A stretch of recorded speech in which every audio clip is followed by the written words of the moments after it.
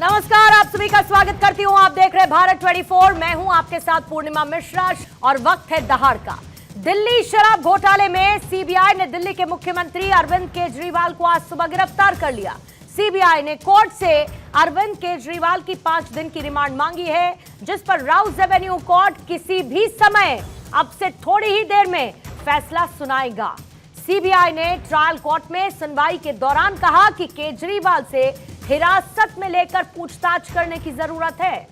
CBI ने दावा किया है कि केजरीवाल ने कहा है कि आबकारी नीति के बारे में उन्हें कोई जानकारी नहीं और सारा दोष मनीष सिसोदिया पर डाल दिया। हालांकि अरविंद केजरीवाल ने मनीष सिसोदिया को लेकर सीबीआई के दावों से इनकार कर दिया। केजरीवाल ने कहा कि उन्होंने ऐसा बयान नहीं दिया कि मनीष सिसोदिया दोषी हैं।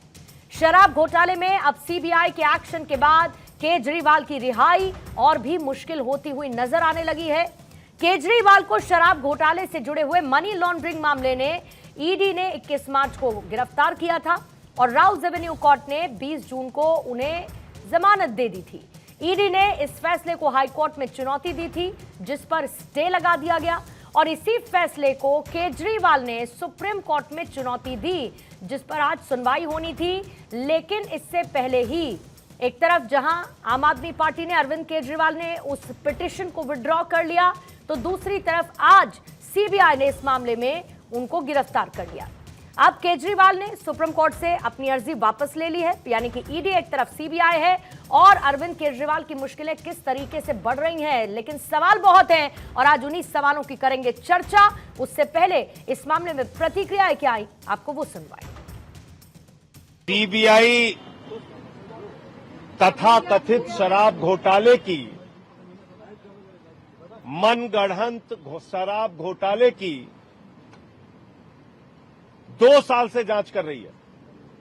सुप्रीम कोर्ट में कहा है कि फाइनल चार्जशीट 3 जुलाई तक दाखिल कर देंगे। उसके पहले केजरीवाल की गिरफ्तारी, जांच पे जांच, जांच पे जांच, झूठ पे झूठ। और भारतीय जनता पार्टी से कहना चाहता हूं, अगर इतनी नफरत हम लोगों से है, आपातकाल तो तुमने देश में लगा ही रखा है। कहीं चौराहे पे खड़ा करके हम सबको गोली मार दो, एक बार में समस्या का समाधान हो जाएगा। ऐसे गंदा खेल मत खेलो। मुझे लगता है कि मनीष सिसोदिया के बाद अरविंद केजरीवाल से पूछताछ सीबीआई द्वारा की जाएगी और सौरभ भारद्वाज, आतिशी मारलेना, संजय सिंह, इन सबको अब कांग्रेस से पूछना चाहिए, क्योंकि सीबीआई जिस शिकायत पे काम कर रही है वो कांग्रेस ने ही की थी। तो अब इनको ये पूछना चाहिए राहुल गांधी से कि आपने हमारे साथ जब अलायंस किया था तो फिर इस शिकायत को वापस क्यों नहीं लिया था, और अगर आपने अपराध किया है तो जांच एजेंसी अपना काम करेगी और हर अपराधी को उस जांच के लिए तैयार भी रहना चाहिए। आइए कुछ सवालों को आपके सामने रख देती हूं और उसके बाद चर्चा की शुरुआत करेंगे। सबसे पहला सवाल आज दहाड़ में रहेगा कि सीबीआई का शिकंजा अब केजरीवाल का क्या होगा। सीबीआई की गिरफ्त में केजरीवाल, खुलेंगे घोटाले के राज। कौन है दिल्ली शराब घोटाले का आइडियाबाज? ईडी के बाद सीबीआई गिरफ्तारी पर सियासी पारा हाय। मुख्यमंत्री पद से अब क्या इस्तीफा देंगे केजरीवाल? विजय शर्मा बीजेपी के प्रवक्ता इस वक्त हमारे साथ मौजूद हैं। कांग्रेस के प्रवक्ता विक्रम लोहिया हमारे साथ मौजूद हैं। नैवान शर्मा आम आदमी पार्टी के प्रवक्ता हमारे साथ जुड़े हुए हैं। इसके साथ ही एमएन शर्मा पूर्व स्पेशल डायरेक्टर हैं सीबीआई के, वो भी हमारे साथ मौजूद है। और स्टूडियो में मेरे साथ मौजूद है संजीव कौशिक जी, आप राजनीतिक विश्लेषक हैं, और सूर्य प्रकाश मैथिल राजनीतिक विश्लेषक के तौर पर दहाड़ की चर्चा का हिस्सा है। आप सभी मेहमानों का बहुत बहुत स्वागत करती हूं। और नैवान शर्मा, सबसे पहले आपके पास आते हुए, क्योंकि जिस तरीके से मामला आगे बढ़ता हुआ नजर आ रहा है, एक राहत आपको दिखी थी जब जमानत मिली लोअर कोर्ट से अरविंद केजरीवाल को, हाई कोर्ट ने उस पर स्टे लगा दिया याचिका पर जो ईडी लेकर पहुंची, और अब सीबीआई के मामले में अरविंद केजरीवाल की गिरफ्तारी, जिस पर रिमांड की मांग वो कर रहे हैं, फैसला थोड़ी देर में आ जाएगा। क्या आपको लगता है कि मुश्किलें न सिर्फ आम आदमी पार्टी बल्कि खुद अरविंद केजरीवाल की बढ़ती जा रही हैं? और क्या वाकई में सब कुछ मनीष सिसोदिया ने किया, जैसा क्लेम किया जा रहा है कि कहा गया है अरविंद केजरीवाल की तरफ से?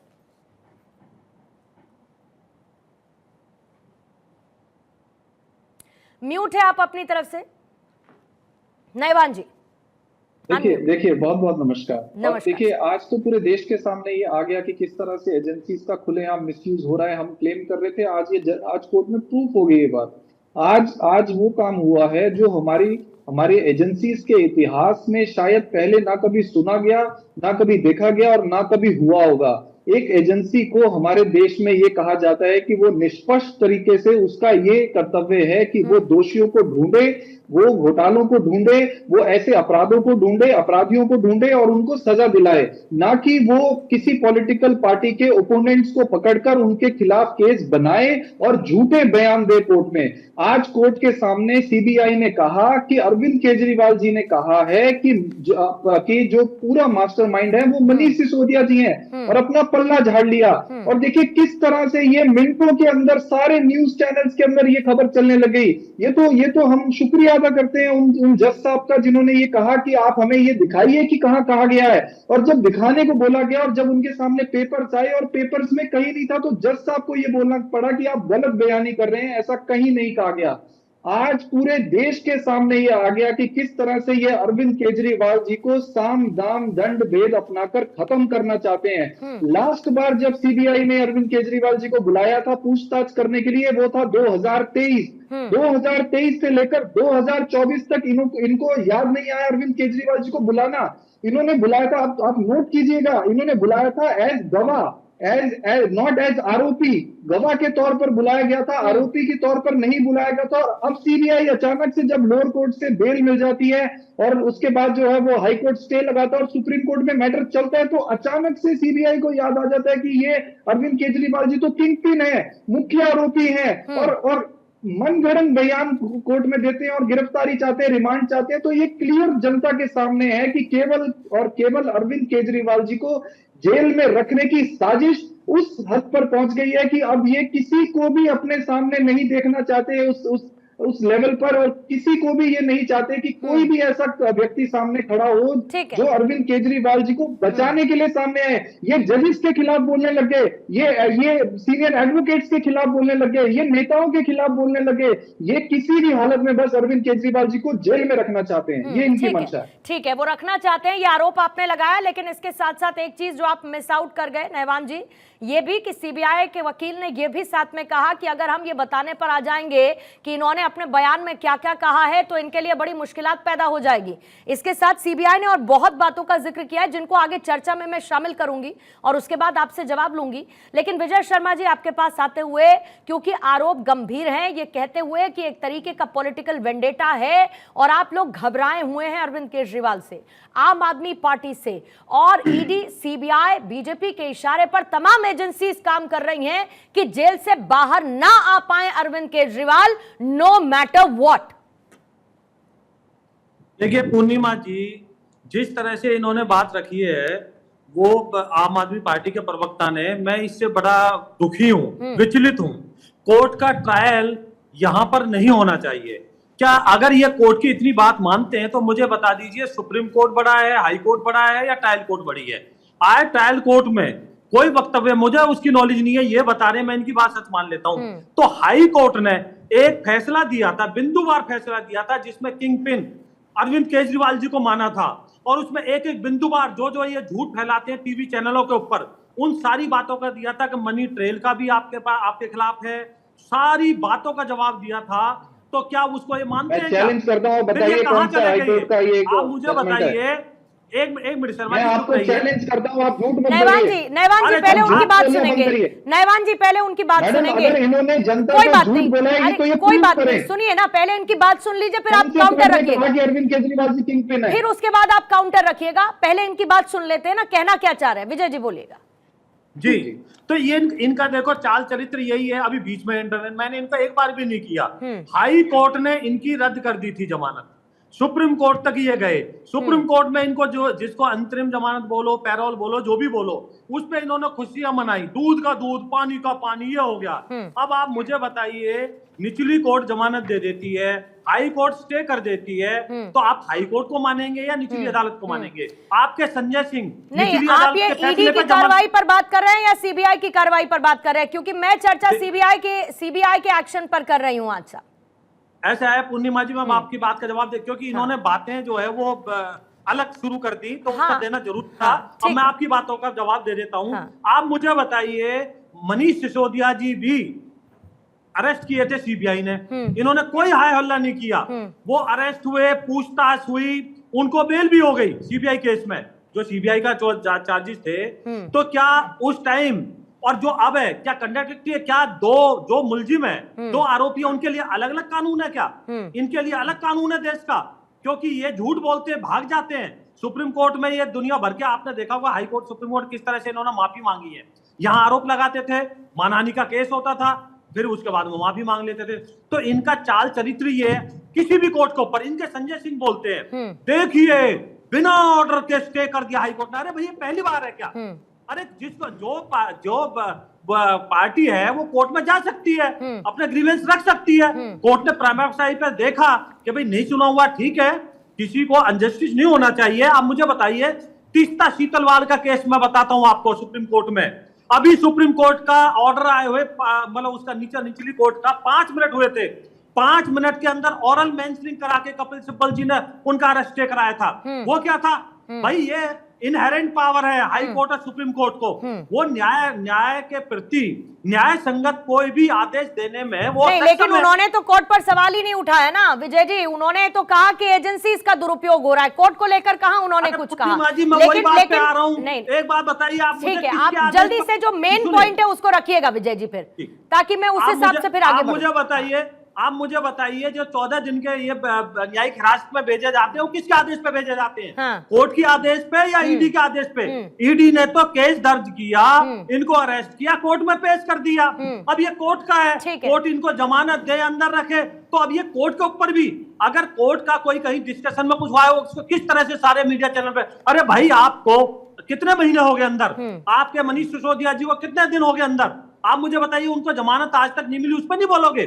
कोर्ट की किस किस तरह की आपके खिलाफ वर्डिक्ट आई है, उस पर कुछ नहीं बोलोगे? तो ये संविधान को कुछ नहीं समझते हैं, जो मर्जी आया मुंह में बोल देते हैं। संजय सिंह जी अभी आपके चैनल पे देखो किस तरह से, मतलब मुझे सुन के हैरानी होती है कि ये किस तरह की, ये राजनीतिक पार्टी का कमाल है कि ये ना संविधान को मानते हैं ना किसी संस्था।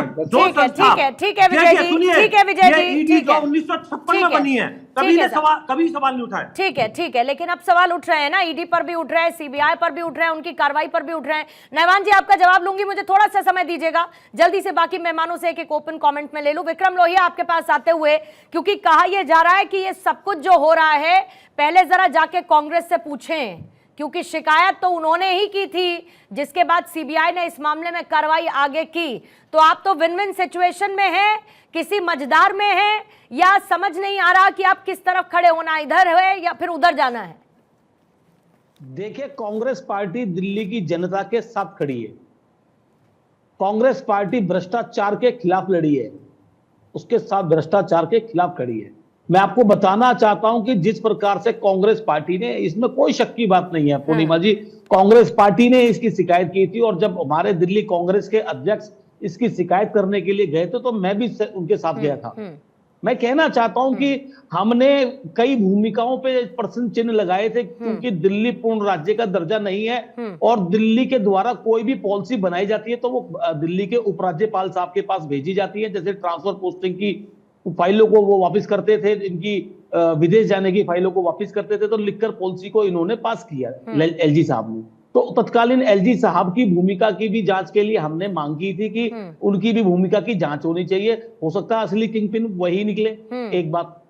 दूसरी बात, जिस सोम डिस्टिलरी कंपनी मध्य प्रदेश की कंपनी है, उस कंपनी ने बार बार भारतीय जनता पार्टी के खातों में उसी दौरान चंदा डाला था, जो 3-4 करोड़ रुपए के समथिंग उन्होंने चंदा डाला। मैं आपको पूरा डाटा दे दूंगा। मुझे ये पूछना है कि भारतीय जनता पार्टी के प्रवक्ता साहब बैठे, इन्होंने बड़ी गोलमोल बातें करके, घुमा के बातें पेश की। ठीक है, कांग्रेस पार्टी आज भी अपनी बात पे खड़ी है कि हमने कंप्लेंट की, हमें लगा भ्रष्टाचार हुआ, हमें लगा लिखकर पॉलिसी नहीं आनी चाहिए थी, तो हमने लिखकर पॉलिसी के खिलाफ शिकायत की। आज भी हम अपने स्टैंड पे खड़े हुए हैं, आज भी हम कहते हैं कि भ्रष्टाचार दिल्ली में नहीं होना चाहिए, चाहे वो भाजपा की सरकार हो, कांग्रेस की सरकार हो, आम आदमी पार्टी की सरकार हो। बात यह है कि जो अपने आप को पाक साफ दिखाने की कोशिश कर रही है भाजपा, ये अपने गिरेबान में झांक करके देखें। आप ठीक है, आपने एजेंसियों का दुरुपयोग किया, इसमें कोई शक की बात नहीं है। आज सीबीआई अगर आपको शक नहीं है ना, इसमें आपको शक नहीं है, हो सकता है आम आदमी पार्टी को इसमें कोई शक ना हो, लेकिन बहुत सारे लोग ये भी तो कह सकते हैं कि आप एक नैरेटिव गढ़ते हैं कि ईडी और सीबीआई का गलत इस्तेमाल हो रहा है, ये भी तो कहा जा सकता है ना विक्रम जी। अच्छा मुझे थोड़ा सा विक्रम जी थोड़ा सा मुझे और समय दीजिएगा प्लीज, थोड़ा सा मुझे और समय दीजिएगा। मैं जरा आती हूं आपके पास, एमएल शर्मा सर आपके पास आते हुए, क्योंकि पूर्णिमा जी 5 सेकंड नहीं विजय जी मुझे नहीं, विजय जी थोड़ा सा समय प्लीज दीजिएगा, मैं आपको 5 से ज्यादा का समय दूंगी, 5 सेकंड से, लेकिन एमएल शर्मा जी आपके पास आते हुए, क्योंकि मैं इस पूरे मामले को ऐसे समझना चाहती हूं, ईडी जिसका दुरुपयोग कर रही है, सीबीआई उसका दुरुपयोग हो रहा है, सरकारी एजेंसी सरकार के इशारे पर काम कर रही हैं, एक पॉलिटिकल वेंडेटा है जिसमें ईडी और सीबीआई टूल बने हुए हैं, और उसमें दलील के दौरान सीबीआई को यह तक कहना पड़ता है कि हमें बार बार टेस्ट देना पड़ता है, हम थक चुके हैं इससे, हम तो चाहते हैं कि जो कार्रवाई हो रही है वो सिलसिलेवार तरीके से चले, हम पूरे जो कानून है उसका पालन करें, उसके हिसाब से बढ़ रहे हैं।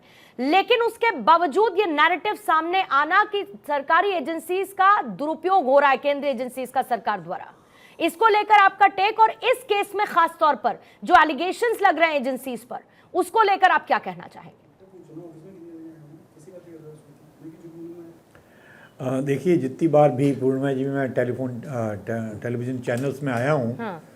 सारे एंकर्स यही सवाल करते हैं कि सरकारी एजेंसियों का दुरुपयोग हो रहा है। मेरा कहना ये है कि चाहे वो सीबीआई हो या ईडी हो, उनका कानूनी दायित्व है कि जो भी मामला उसको सौंपा जाता है उसकी वो तफ्तीश करें। तो ये तफ्तीश हो रही है, और ये सारी तफ्तीश जो है ये करते समय उनको कोर्ट्स के सामने जाना पड़ता है, रिमांड के लिए मजिस्ट्रेट के कोर्ट के सामने जाना पड़ता है, अगर कोई बेल एप्लीकेशन लगती है हाई कोर्ट में जाना पड़ता है, सुप्रीम कोर्ट में जाना पड़ता है, और 3 लेवल्स के कोर्ट हैं जो इस तफ्तीश को देखते हैं, supreme court, high court, trial court. तो अगर कहीं दुरुपयोग है तो कोर्ट ज़रूर दखल देगा। इसलिए ये जो आरोप लगता है कि एजेंसीज का दुरुपयोग हो रहा है, मेरे विचार में ये न्याय संगत नहीं है, क्योंकि जो भी हो रहा है वो सबसे बड़े कोर्ट, हाई कोर्ट और ट्रायल कोर्ट की निगाह के नीचे हो रहा है, इसलिए दुरुपयोग कहना ठीक नहीं होगा।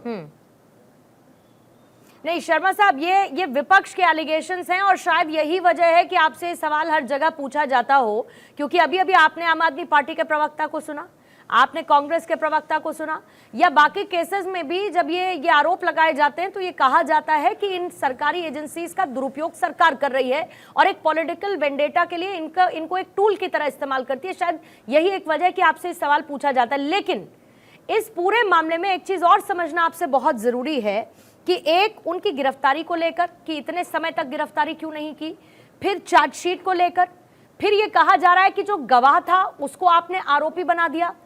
इस पर्टिकुलर केस में सीबीआई की इस प्रोसीडिंग्स को आप रीड कैसे कर रहे हैं, जिसको लेकर आरोप लगा रही है आम आदमी पार्टी की सीबीआई का एक्शन गलत है? देखिए, ये बात तो सही है कि 2 साल से तफ्तीश हो रही है, तो ईडी तो सबसे पहले मैदान में कूद पड़ती है, वो बरसाती नदी की तरह है, एकदम उफान में आ जाती है। लेकिन सीबीआई बहुत पुरानी संस्था है और उनके इन्वेस्टिगेशन के स्टैंडर्ड्स भी बहुत ऊंचे हैं जी। तो इसलिए उन्होंने 2 साल निकाल दिए और अब फैसला किया है। इसके बारे में मैं भी श्योर नहीं हूँ कि ये गिरफ्तारी इस लेट स्टेज पे करना उचित है या नहीं। और दूसरा बात यह है कि गिरफ्तारी क्यों की जाती है। गिरफ्तारी इसलिए की जाती है कि गिरफ्तार शुदा व्यक्ति को इंटेरोगेशन किया जाए और उससे कोई नई बात उगाली जाए। तो केजरीवाल जी चीफ मिनिस्टर हैं इतने सालों से, मैं ये नहीं मानता हूँ कि वो सीबीआई को 2 साल बाद कोई नई बात बताने वाले हैं। लेकिन मैं ये कह रहा हूँ बिना कोई व्यक्तिगत जानकारी के, हो सकता है कि मेरा जो थिंकिंग है वो गलत हो, त्रुटिपूर्ण हो, लेकिन ये सवाल हमेशा बना रहेगा कि अगर गिरफ्तारी ही करनी थी तो इतने सालों बाद क्यों की। ठीक है सर, मैं लौटती हूँ आपके पास। संजीव कौशिक जी आपके पास आते हुए, और फिर मैथिल साहब आपके पास आऊंगी। संजीव कौशिक जी, कहा यह जा रहा है कि पूरा तंत्र कोशिश में है कि बंदा जेल से बाहर नहीं आए। सुनीता केजरीवाल का ये बयान आता है, वो कहती कानून नहीं, ये तानाशाही है और ये है इमरजेंसी। संजय सिंह का भी आपने बयान सुना, ये इमरजेंसी। मैं कहती हूं एक कार्रवाई हो रही है, भ्रष्टाचार के कथित आरोप हैं जिसमें ईडी अपनी कार्रवाई कर रही है, सीबीआई अपनी कार्रवाई कर रही है, तर्क दिए जा रहे हैं, मामला कोर्ट में है, कहीं पर बेल मिलती है, कहीं से निराशा हाथ लगती है, कहीं पर फैसले का इंतजार होता है। लेकिन इसमें अप्रोच ऑफ डिफरेंस नजर आता है ना, कि आपके पक्ष में कुछ आता है तो सब कुछ बहुत अच्छा है, लेकिन अगर आपके खिलाफ आता है तो सब कुछ गलत है, सबका दुरुपयोग हो रहा है और उसको अपने इशारे पर चलाने वाली कोई और नहीं बल्कि बीजेपी की सरकार है। पूर्णिमा, यहाँ बाकी लोग हो सकता है कि अलग अलग पार्टी से जुड़े हुए लोग हैं या उनके प्रति उनकी अपनी सम्मतता हो तो उसकी वजह से वो इस तरह की बातें करें, लेकिन अभी हम सुन रहे थे, शर्मा जी को सुन रहे थे, कितनी बेहतरीन तरीके से और कितने संतुलित अंदाज में उन्होंने जो बात कही है, और क्या उस बात के मायने को हम लोग समझ पा रहे हैं कि वो क्या कहना चाह रहे हैं। वो वही बात कहना चाह रहे हैं जो खुलेआम हम कह रहे हैं। दरअसल उनके अपने एक मर्यादा है, गरिमा है, उसके हिसाब से वो अपनी बात रख रहे हैं। पूरे सिस्टम में मुझे कोई एतराज नहीं है कि कोई भी भ्रष्टाचारी है तो भ्रष्टाचारी पे निश्चित तौर पे लगाम होनी चाहिए, उस पर कार्रवाई भी होनी चाहिए, उसको सजा भी मिलनी चाहिए। लेकिन फिर मैं कह रहा हूँ ये शब्द जो है वो भारतीय जनता पार्टी ने ही ईजाद किया है, क्रोनोलॉजी शब्द इस्तेमाल किया इन लोगों ने। जब आप उस क्रोनोलॉजी को देखती हैं तो आपको पता चलता है कि किस तरह से लोअर कोर्ट के फैसले आते हैं। उस फैसले का जो ऑर्डर अभी हाथ में नहीं मिलता है तब तक ईडी चली जाती है, हाई कोर्ट चली जाती है, ईडी हाई कोर्ट जाती है, बगैर किसी फैसले के वहाँ पे फैसला हो जाता है तुरंत कि नहीं, पहले वाले को सस्पेंड कर दिया जाए, ये बेल किसी काम का नहीं रहा, इस पे हम सुनवाई करेंगे। उस पर सुनवाई की जाती है, उस पर सुनवाई करके वो रिजर्व रखते हैं। होता है कि अगले दिन इस पे सुप्रीम कोर्ट में सुनवाई होनी है, उसके बाद में ये निकल जाएंगे, बाहर निकल जाएंगे, तब तक पता चल जाए कि एक शाम पहले सीबीआई जाकर के गिरफ्तार करने की बात होने लगती है, सीबीआई ने गिरफ्तार कर लिया। आखिर अरविंद केजरीवाल के साथ इस तरह से एक आतंकवादी, उग्रवादी के जैसे बर्ताव क्यों एक चुने हुए मुख्यमंत्री के साथ, जो मुख्यमंत्री, कोर्ट भी ये बात कह रही है कि ऐसा पुराना रिकॉर्ड नहीं है, भगोड़े नहीं है, बाहर बंदूक लेके नहीं घूम रहे हैं। यदि बेल देने की बात है तो आखिर पूरा सिस्टम भारतीय जनता पार्टी, और ये कहने में हमें कोई गुरेज नहीं है, कोई शिकायत नहीं है कि पूरा सिस्टम दिखाई दे रहा है कि भारतीय जनता पार्टी के मंशा को कैसे पूर्ण कर दें हम, कैसे जो भारतीय जनता पार्टी की सरकार चाहती है उस सरकार की बातों को हम सही सिद्ध कर दें। मैं बार बार एक बात कहता हूं कि एक सवाल तो बना ही रहेगा ना, ये कितने दिनों से, कब एफआईआर दर्ज हुआ, कब सीबीआई जांच की। सीबीआई खुद कहती है ये बात कि इलेक्शन की वजह से मैं चुप्पी साध के बैठा था, वो ये बात कहती है। कोर्ट में है, ये भी एक वजह रही। दूसरी बात सीबीआई ये भी कहती है, जो झूठ परोसने की बात होती है, अरविंद केजरीवाल खुलेआम एक चैनल का भी नाम लेके वो ये बात कहते हैं कि वो झूठ फैलाने का प्रयास कर रहा है और पार्टी में इस तरह से दरार डालने या ये अनैतिक बातें करने का प्रयास किया जा रहा है। सीबीआई धमकी देती है कि और सारी बातें हमारे पास, जज पूछता है और सारी कौन सी बातें हैं बताइए, इस तरह का कहां एविडेंस है आपके पास। ये तमाम सिस्टम बताते हैं कि आप जानबूझ करके एक ऐसी पार्टी को, जो पार्टी लगातार, और मैं बार बार एक बात कहता हूं कि ये बहुत बड़ी त्रासदी है भारतीय जनता पार्टी के लिए, और ये दंश भी है कि दिल्ली में उनके नाक के नीचे आम आदमी पार्टी उनके नाक से पानी पिला देती है उनको। ये पूरे हिंदुस्तान में चारों तरफ से आते हैं। आज भी की बात कर लें आप, भारतीय जनता, ठीक है 7 सीटों पर भारतीय जनता पार्टी जीत गई, यहाँ पे कहने में कोई गुरेज नहीं है, लेकिन आम आदमी पार्टी जिसको आप मारना चाहते थे, उसके वोट प्रतिशत में इजाफा हुआ या माइनस हुआ, ये बताइए। चुनावों से दोनों मामले हैं। मैं सीधे इसमें एक भ्रष्टाचार पर कार्रवाई की मैथिल साहब मैं बात कर रही हूं, लेकिन उसमें कहा क्या जाता है कि केजरीवाल ना झुकेंगे, ना टूटेंगे, ना केजरीवाल इस्तीफा देंगे, और बार बार ये सवाल उठ जाता है कि क्या आप दे देंगे अरविंद केजरीवाल इस्तीफा? भाई उन्हें देना होता तो पहले ही दे देते ना, वो नहीं देंगे इस्तीफा, ये तो क्लियर है। और बाहर बैठकर जो लोग हैं उनकी पार्टी के, वो इस बात को सबके सामने रख रहे हैं कि वो इस्तीफा नहीं देंगे, जेल से सरकार चलाएंगे। लेकिन भ्रष्टाचार की इस कार्रवाई की तुलना इमरजेंसी, आज की इमरजेंसी सो कॉल्ड से कर देना और ये कहना कि उन्होंने कोई आरोप, उन्होंने कुछ गलती की ही नहीं, किसी तरीके से वो इन्वॉल्व है ही नहीं, उन्होंने कोई मनीष सिसोदिया का नाम लिया ही नहीं, तो जो दलीलें कोर्ट में दे जा रही है वो सब बेमानी है क्या सीबीआई की तरफ से? धन्यवाद पूर्णिमा जी, बहुत बहुत आपका आभार है कि आपने मुझे मौका दिया, और मैं लगातार सभी को सुन रहा था, चाहे वो विक्रम लोहिया जी हों और चाहे वो आपका आम आदमी पार्टी के प्रवक्ता हों, जिस प्रकार की चाशनी में घोलकर अपने आप को निर्दोष सिद्ध करने की दलीलें ये दे रहे थे, मुझे सुनकर हंसी आने लगी। और वो 4 लाइनें मुझे याद आईं कि वो झूठ बोल रहा था बड़ी मासूमियत से, मैं एतबार ना करता तो क्या करता, वही हाल अभी यहां दिख रहा है। और देखिए आप, 17 अगस्त को सीबीआई ने एलजी की अनुशंसा पर इस केस को रजिस्टर्ड किया। उसके बाद जब भ्रष्टाचार की इस पोटली का खुलासा हुआ आम आदमी पार्टी की, तो उसमें पैसे का एक बहुत बड़े लेन देन और ट्रेल की बात आई, जिसके बाद ईडी भी घुस गई और ईडी ने पूरा ट्रेल निकाला। और आप देखिए, अभी शायद मेरे हिसाब से जो पूर्व ज्वाइंट डायरेक्टर साहब हैं उनको जानकारी नहीं है कि इस केस के अंदर जो एजेंसियां हैं उन्होंने इलेक्ट्रॉनिक सबूतों को इकट्ठा करने में एक बहुत बड़ा समय खपाया। आप देखिए पूर्णिमा जी, कितनी बार मोबाइल फोन तोड़े गए। मैं पूछना चाहता हूं आम आदमी पार्टी के प्रवक्ता से, क्या अरविंद केजरीवाल और जो उप मुख्यमंत्री आपके मनीष सिसोदिया जी हैं, वो किन किन से बातें करते हैं जो उनको मोबाइल फोन तोड़ना और सिम तोड़ने की स्थिति जो जरूरत पड़ गई 100 से ज्यादा बार। दूसरी चीज, मैं आज के आपके विषय पे आ जाता हूं जो कि सीबीआई से संबंधित है। आती हूं निवान जी। तो देखिए आप कि यहां पर किस प्रकार से तथ्यों को तोड़ मरोड़ कर बात करने की कोशिश की जा रही है। अरविंद केजरीवाल जी ने अपनी स्टेटमेंट में यह कहा था कि जो शराब नीति को बदलने का निर्णय है वो मनीष सिसोदिया का था, उन्होंने इसको पूरा अमलीजामा पहनाया। लेकिन मैं ये नहीं कहूंगा कि भ्रष्टाचार उन्होंने किया। दूसरी चीज, विजय नायर के रिपोर्टिंग जो है वो सौरभ भारद्वाज और आतिशी मारलेना के पास में है, मेरे से कोई संबंध नहीं है। लेकिन भ्रष्टाचार नहीं हुआ। तो आप देखिए किस प्रकार से चोरी, ऊपर से सीना चोरी। जिस प्रकार ईडी ने इस चीज को प्रूफ किया है, अपनी चार्जशीट में बताया है कि किस प्रकार से इस जो भ्रष्टाचार का पैसे का प्रयोग जो है वो गोवा इलेक्शंस में भी हुआ, पंजाब इलेक्शंस में भी हुआ और दिल्ली के इलेक्शंस में भी हुआ। और जो के कविता जो है जो तेलंगाना से हैं, साउथ लॉबी, उस साउथ लॉबी का भी एक बहुत बड़ा हाथ है, उनको भी बेल नहीं मिली है। तो ये किस प्रकार की बातें यहां कर रहे हैं बैठकर। अरे भैया, लोअर कोर्ट की जो जज है, मैं नाम लेके बात कर रहा हूं, बिंदु न्याय, उन्होंने क्या कहा, हैरान करने वाला आदेश है कि भैया जो ईडी ने जो अपना बयान वो दिया है, रिप्लाई दिया है, वो बहुत बड़े है, बहुत सारे पन्नों का है, सैकड़ों हजारों पन्नों का है, हम पढ़ नहीं पाएंगे।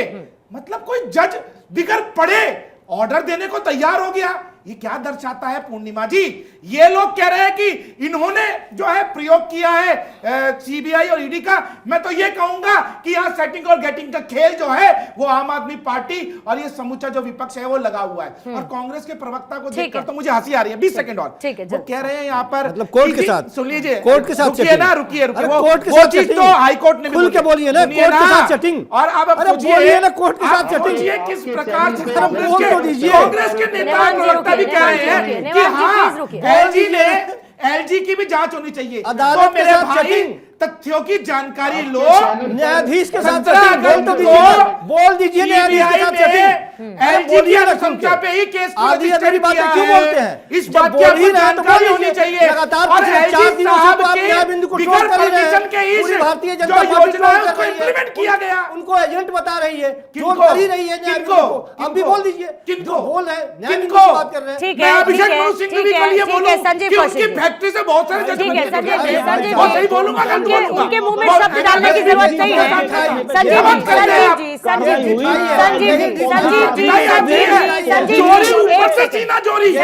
चोरी भी करेंगे, भ्रष्टाचार भी करेंगे, फिर कहेंगे हमने तो कुछ नहीं छोड़ने वाले। ठीक है, विक्रम जी रुकिएगा जरा, विक्रम जी रुकिएगा जरा। भले ही दिल्ली हाईकोर्ट ने Sanjeev ji Rouse Avenue court के फैसले को लेकर ये कहा हो कि उन्होंने अपने विवेक का इस्तेमाल नहीं किया, लेकिन मैथिल साहब को तो अपने विवेक का इस्तेमाल करने दीजिए। उनके मुंह में तो शब्द आप मत डालिए, उनको कहने दीजिए। देखिए, सबसे पहले तो आपके चैनल के ऊपर एक जज के ऊपर सेटिंग करने का आरोप लगाया गया है। मैं इसमें भागीदारी नहीं हूं। अगर आपका चैनल एंडोर्स करता है इनको तो देख लीजिए, आपकी मर्जी है, हम इसके भागीदारी नहीं है। उनके ऊपर कंटेंट का कोर्ट लगता है या क्या लगता है वो जुडिशरी देखे।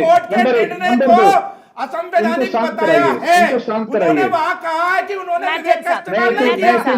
हाईकोर्ट ने प्रश्न चिन्ह उठाया है। भैया आप चैनल की क्या बात कर रहे हैं? इन साहब को ये बताइए कि भाजपा की व्हाट्सएप यूनिवर्सिटी को फॉलो करना बंद कर दें। एक सेकंड निवान जी, पहले मेरी एक बात इन सुनिएगा। साहब को आप ये पहले मेरी बताइए एक कि बात भाजपा की सुनिएगा व्हाट्सएप सर, यूनिवर्सिटी पहले मेरी एक बात सुनिए निवान जी, पहले मेरी एक बात सुनिए। झूठ बोला उन्होंने। ठीक है, बिगर रिप्लाई के आप लोग निर्णय दे देंगे। हाई कोर्ट ने जब मैथिल साहब, आपने जो बोला वो सब झूठ था।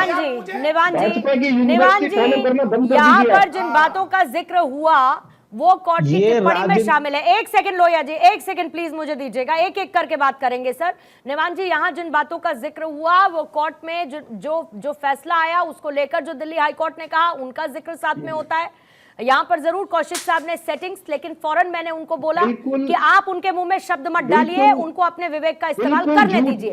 बस निवान जी, बस अब आते हैं वापस काउंटर की तरफ। आपके पास अगर काउंटर है जो कहा गया है तो उसके साथ प्लीज शुरू करेंगे। बिल्कुल काउंटर है, हाँ, बिल्कुल काउंटर है। जो बीजेपी प्रवक्ता ने स्टार्टिंग में बोला वो एब्सोल्युटली फॉल्स था, झूठ था। किसी कोर्ट के जजमेंट में नहीं कहा गया कि अरविंद केजरीवाल जी किंग पिन है। किसी कोर्ट के जजमेंट में नहीं कहा गया कि 100 करोड़ रुपए का लेन-देन मिला है। एब्सोल्युटली फॉल्स बोलते हैं ये लोग सुबह से रात तक झूठ फैलाते हैं। झूठ फैलाने में अगर कहीं गोल्ड रिकॉर्ड बनेगा तो ये भाजपा और इनके समर्थकों का बनेगा। ये बताइए ना, अरविंद केजरीवाल जिस मंत्रिमंडल को हेड करते हैं उसका मुख्यमंत्री शराब घोटाले नीति बनाता है और अरविंद केजरीवाल को पता नहीं होता है। अगर विजय नायर को रिपोर्टिंग सौरभ भारद्वाज और आतिशी मलिक को कोई करनी है तो अरविंद केजरीवाल गुइया छीनने के लिए मुख्यमंत्री है क्या? जरा बताइए ना, नहीं बताइए ना, फेस टाइम में सिर्फ एक्सटॉर्शन मनी इकट्ठा करने के लिए यहाँ बैठकर बातें मत घुमाइए। ये बताइए कि क्या अरविंद केजरीवाल इतने अशिक्षित है, इतने कमंड है, इतने कमजोर है कि उनका मंत्रिमंडल भ्रष्टाचार कर रहा है और अरविंद केजरीवाल को बीच में सच्चाई क्यों नहीं बताइए ना चाहते? हम सच्चाई रखना चाहते हैं आपके सामने, आप झूठ बोल के चिल्ला क्यों रहे हैं? नहीं, मैं आपसे पूछ रहा हूं, मुझे बताइए ना, अरविंद केजरीवाल के उप मुख्यमंत्री ने कोई नीति बनाई? अरविंद केजरीवाल को नहीं पता था क्या? नहीं, मुझे ये बताइए, अरविंद केजरीवाल को नहीं पता था? आप किसी सरकार चैनल पे नहीं बोलते, चिल्ला रहे हैं आप। मुझे जवाब दो, अरविंद केजरीवाल अगर आपको इस केस के बारे में बात करनी है तो आप मुझे रिस्पेक्ट में बोलने दीजिए। कर रहे हैं अच्छा, 2% कमीशन को 12% कर रहे हैं। एक मिनट, सारी दलीलें मैथिल साहब यही कर लेंगे तो फिर कोर्ट रूम में क्या होगा ना? तो इनको देखिए ना, कोर्ट रूम में फिर क्या होगा? सारी दलीलें यहाँ पर कर लेंगे। लेकिन ये तो बात मानते हैं ना आप निवान साहब कि उस ड्राफ्ट का जिक्र हो रहा है, कुछ 30-32 पन्नों के ड्राफ्ट का जिक्र हो रहा है जो कि विजय नायर से उपलब्ध हुए हैं। बातों का उनमें जिक्र है ना, इन तमाम चीजों का, जिसमें कमीशन की बात हुई है, साउथ लॉबी का जिक्र हुआ है, तमाम डिटेल्स है ना। आप कुछ एक चीज को देखें, कुछ को नजरअंदाज कर दे, ऐसा तो नहीं हो सकता। और हर कोई, चाहे सीबीआई, चाहे ईडी, चाहे कोर्ट, सब आंख पर पट्टी बांध करके तो काम नहीं कर रहे हैं सब। बिल्कुल नहीं, जवाब लीजिए। हाँ। कोर्ट ने मेंशन किया है, अगर आपने कोर्ट की जजमेंट डिटेल में पढ़ी हो, जो आई एम श्योर इन लोगों ने नहीं पढ़ी है जो चिल्ला रहे हैं, कोर्ट ने मेंशन किया है जो सीबीआई जो ईडी की इंक्वायरी है वो बायस्ड है। ये जज की टिप्पणी है, ईडी की inquiry is looking like a bias. तो ये कोर्ट में मेंशन्ड है। अभी एमएल शर्मा जी बहुत सीनियर व्यक्ति हैं, उन्होंने बहुत अच्छी बात कही कि अगर बायस्ड होगा या कुछ कमी होगी तो कोर्ट जरूर मेंशन करेगा। कोर्ट ने एक बार नहीं, कोर्ट ने बार मेंशन किया। जब इंटरिम बेल का मामला था तब भी कोर्ट ने कहा कि हम एक राइट है उससे वंचित नहीं कर सकते, जैसा कि ईडी चाहती है। अगर कोर्ट ने टिप्पणी की है तो कोर्ट ने उसी टाइम बेल क्यों नहीं दे दी? एक्ट बनाया गया है जिसके तहत अगर किसी को बेल मिलती है तो वो 2 कंडीशन में मिल सकती है। बेल क्यों नहीं दी ये तो बताओ भाई। अगर टिप्पणी की है, यहाँ बैठकर तुम झूठ बोल रहे हो, यहाँ बैठकर तुम कोर्ट के नाम का मिसयूज कर रहे हो। ऐसा लगे कि इस केस में दम नहीं है, ये केस जो है वो फैब्रिकेटेड लग रहा है, यहाँ बैठकर अपनी चोरी को मत छुपाओ। पीएमएलए एक्ट में संजय सिंह को बेल मिला, अरविंद केजरीवाल जी को बेल मिला, अरविंद केजरीवाल इतने अकड़ने मुख्यमंत्री है, इतने कमजोर मुख्यमंत्री है कि उनका मुख्यमंत्री जो है ये साथ शराब घोटाला इसीलिए रहे हैं क्योंकि ये सच्चाई सामने आने नहीं देना मैथिल साहब ऐसे समझ में नहीं आएगा।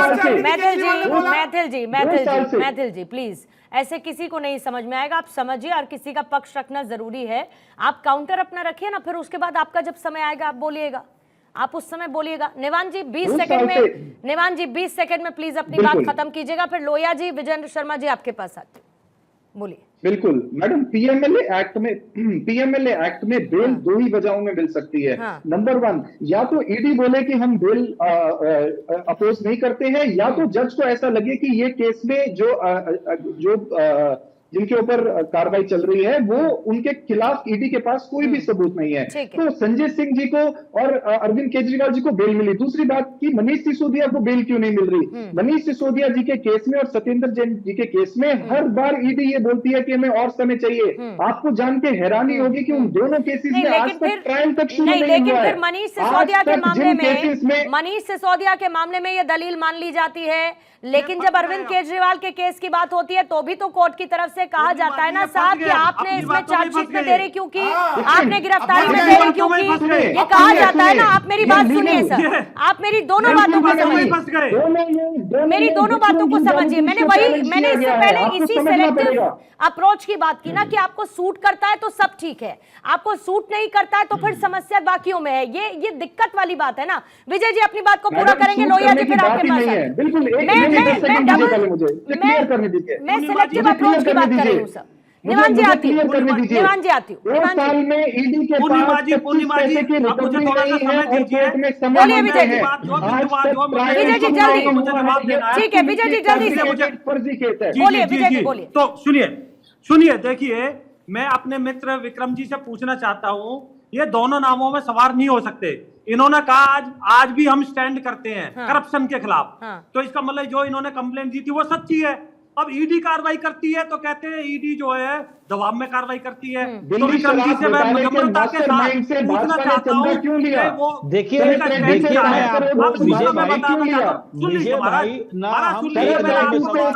निवान जी प्लीज एक एक करके। लोहिया जी इसके बाद आप ही का काउंटर लूंगी सर, प्लीज रुकिएगा। विजय जी जल्दी से बात पूरी करें। हाँ जी, अभी विक्रम जी ने बोला कि उपराज्यपाल ने स्वीकृति क्यों दी। आप सच्चाई जानिए, आपको मैं अपडेट कर देता हूं। उपराज्यपाल जी ने 7 बिंदु दिए थे ऐड करने के लिए, उन्होंने नहीं ऐड किए, उनको दरनिकार कर दिया। कैबिनेट के फैसला भी नहीं लिया। 7 बिंदु ऐड करने के लिए दिए विक्रम जी थे, सुनिए ऐड नहीं हुए, लिखकर पॉलिसी क्यों नहीं रोकी गई? इस तरह से मैं बहस नहीं कर पाऊंगा। पूर्णिमा जी देखिए, विजय भाई आप सुनिए मेरी बात, आप सुनिए। सम्मानित अगर 7 बिंदु एलजी साहब ने लिख करके दिए थे और 7 बिंदु ऐड नहीं हुए, फिर भी लिखकर पॉलिसी पास हो गई। लोहिया जी प्लीज एक एक करके सर। लोहिया जी प्लीज मैं रिक्वेस्ट कर सकती हूँ आप लोगों से, और आप मानेंगे कम से कम। मैं इतनी उम्मीद रखती हूँ लोहिया जी प्लीज, क्योंकि ऐसे में क्या होता है सर, समझिए समय चला जाता है, फिर वाइंड अप का टाइम हो जाता है, बाकी मेहमान फिर रह जाते हैं। मैं हमेशा आपकी बात को मानता हूं। विजय जी जल्दी सुनिए। पूर्णिमा जी सुनिए। तो उपराज्यपाल जी ने 7 बिंदु इनको दिए थे।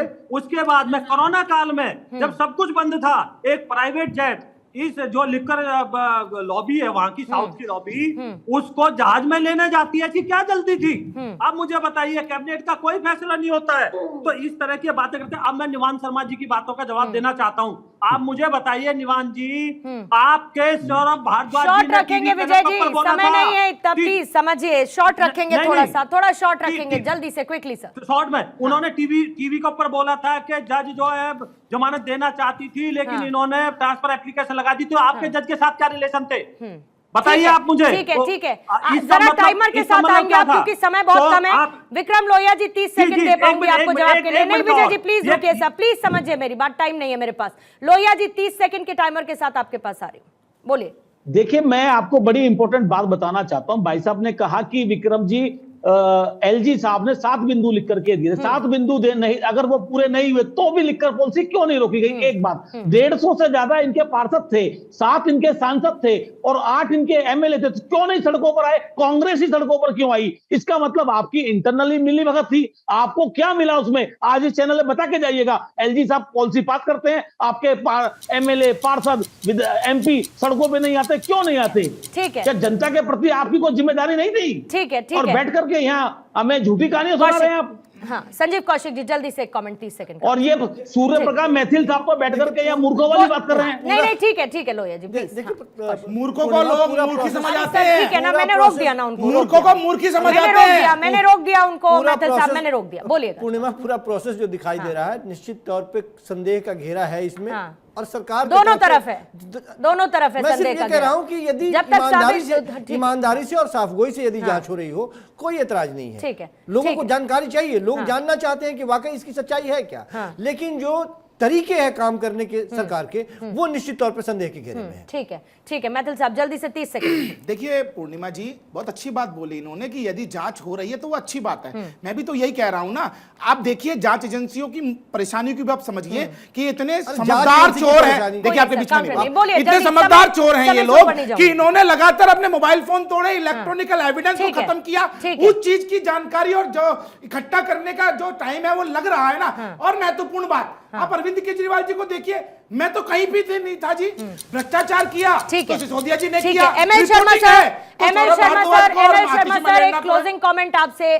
क्या एक ये भी पर्सपेक्टिव है कि केस बहुत लंबा चलता है और उस लंबे चलते केस में इन बातों को एक वैक्यूम मिलता है कि केस में कुछ है ही नहीं, सिर्फ टाइम बाय किया जा रहा है, या फिर ये एक पॉलिटिकल वेंडेटा है? नहीं, पॉलिटिकल वेंडेटा के बारे में तो मैंने पहले अपने आपको टिप्पणी दे चुका हूँ।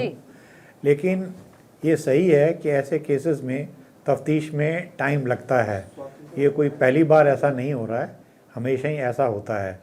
लेकिन अरेस्ट की टाइमिंग 2 साल बाद, इसके बारे में मैं बहुत क्लियर नहीं है कि ऐसा क्यों हुआ है, और मुझे ये भी क्लियर नहीं है कि उससे क्या फ़ायदा होगा।